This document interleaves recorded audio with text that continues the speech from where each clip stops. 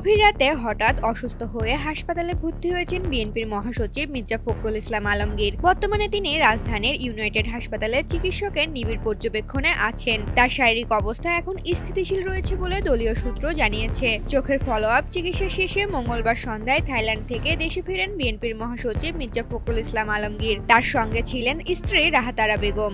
ওয়ালটন এখন দেশের সীমানা পেরিয়ে পৌঁছে গিয়েছে 50টিরও বেশি দেশে। ওয়ালটন, ঘরে ঘরে বিশ্বজুড়ে। ঢাকা নেমেই তিনি দলের স্থায়ী কমিটির বৈঠকে যোগ দেন, যা রাত 11টা পর্যন্ত চলে। এরপর গুলশানের বাসায় ফেরার পর তিনি হঠাৎ অসুস্থ বোধ করেন। পরিবারের সদস্যরা দ্রুত তাকে রাজধানীর ইউনাইটেড হাসপাতালে ভর্তি করেন। বিএনপির স্থায়ী কমিটির সদস্য অধ্যাপক এজেডএম জাহিদ হোসেন জানান, রাত 12টার দিকে মির্জা ফখরুল অসুস্থ হয়ে পড়েন। তাকে হাসপাতালে নেওয়ার পর চিকিৎসকের তত্ত্বাবধানে রাখা হয়। রাত 3টার দিকে তার অবস্থা স্থিতিশীল হয়। বর্তমানে তিনি হৃদরোগ বিশেষজ্ঞ অধ্যাপক মমিনুজ্জামানের তত্ত্বাবধানে চিকিৎসাধীন আছেন। তার দ্রুত আরোগ্য কামনা করে পরিবারের পক্ষ থেকে দেশবাসীর কাছে দোয়া চাওয়া হয়েছে।